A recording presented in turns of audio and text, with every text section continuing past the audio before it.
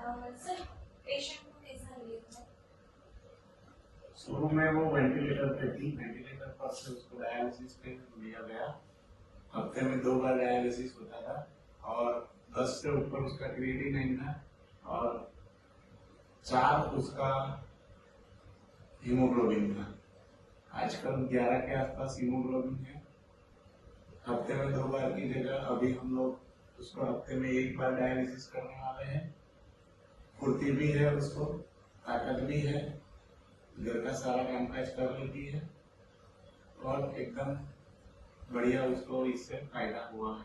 आयुर्वेद के तौर से जा सकते हैं।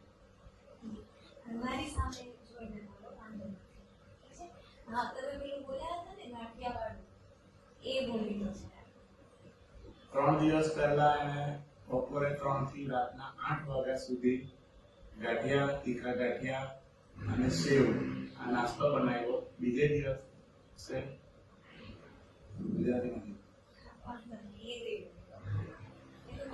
पहले दिन उसने 3 बजे से 8 बजे तक खड़े रह के गाठिया बनाया, तीखा गाठिया बनाया, सेव बनाया। दूसरे दिन उसने फिर से 3-4 घंटे तक और नाश्ता बनाया जिसमें सेव चिपड़ा है, फरसान है, वो सब बनाया और फिर भी उसको वीकनेस नहीं है।